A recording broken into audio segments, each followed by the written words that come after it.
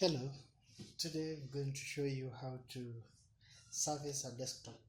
Most of the time, after using a desktop for so long, it might start removing blue screens and shutting down. And I'm going to use this desktop as an example to show you how to work on it. So, first of all, when you're working on a machine, you remove all the cables, all the connected cables. This one here is a VGA, power, USB, keyboard and mouse. You have to twist if you are using VGA. If you are using HDMI, you just plug it, deface, but you have to remove all the cables when you are doing repairs so that you don't short. So this one, opening, you pull it, and as you can see inside, it's a bit dusty. So first thing you do is use a brush, normal brush, paint brush, and remove the dust with it. If you have a blower, some people use hair dryers to remove it, but hair dryers have heat and there are some plastic components, so if you're using a blower, it's not recommended. It's a DIY, but it can work. So you remove most of the dust like that. Now for the most maintenance part, the thing that makes the machine sometimes go to blue screen is because of the processor overheating. So the processor is always behind a covering that directs the fan to the heat sinks to be cooled. So you need to remove the heat sink to get to the processor.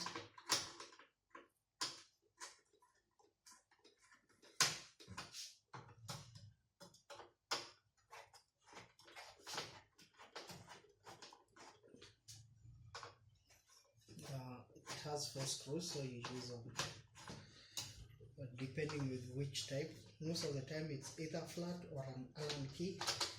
I don't know how you call it. We call it an Allen key. Now, as you can see, there is a paste underneath the heatsink that is connected to the processor. So the processor has a paste-like substance that's on top of it. This one is dried. So if it's dried like this, caked, this is bad. It's not supposed to dry like this. The heatsink job is to dissipate the heat from the processor and transfer it to the fins, to this aluminium fins cooler, so that when the fan blows, it cools it, and that's how the machine cools. So you need to remove it, and be careful. If you bend any of these pins that the processor is placed on top, it will give you a lot of problems. So be careful when returning the processor. So now what I'm going to do is return the processor.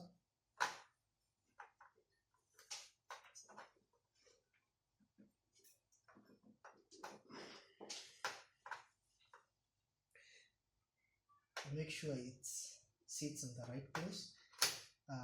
Return the lock and close the latch. Sorry. Now when it's closed like that, this is thermal, it's called thermal grease, thermal paste. It has some information about it. The mold resistance is up to 225 degrees centigrade. This specifically I prefer this one. There is another white one which dries faster than this. So you place a little amount of it on top of the processor, not too much, just a little.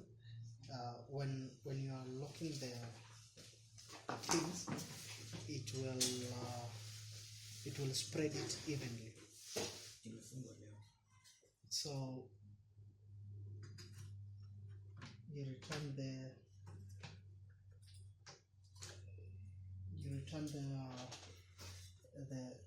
heatsink, making sure that you return it on the right direction, and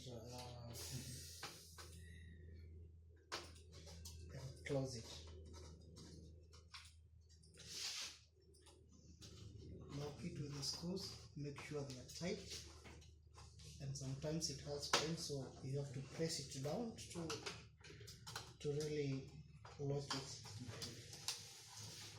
You have to use a bit of energy.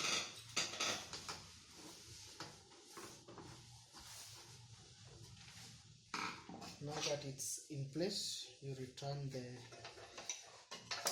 plastic casing that guides the blow of the fan into the fins. Return the cables to the holder. It might be different according to depending with your machine, depending on your desktop. I'm using this is one of the most common desktops around, but it's a basic desktop. So once like that, you can also unlatch the front.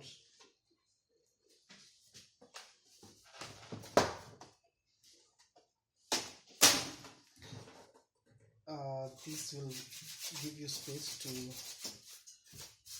to clean the front part, which might have a lot of dust, and if this dust is too much accumulated, it might block the fins, make it less efficient. Technically you need a blower, but right now I'm just using without a blower. And with a blower, don't blow too much. Sometimes you blow too much and the machine will refuse to power on. So it's latched back, power supply is back, the disk is okay, the CD-ROM is okay. Now we return the casing.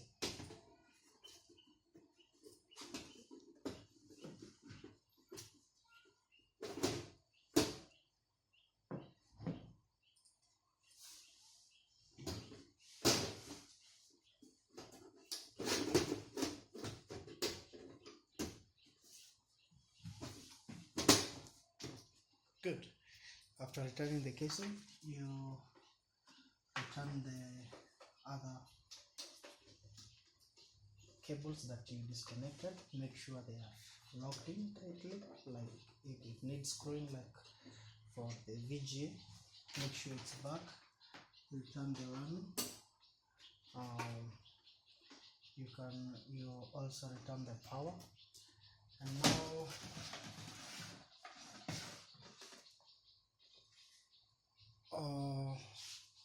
now let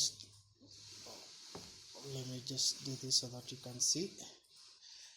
Now return the keyboard and power it on.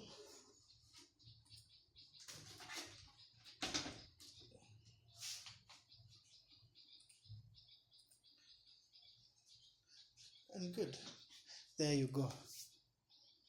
The machine is on, it's quiet, no more noise, and the blue screen will have gone.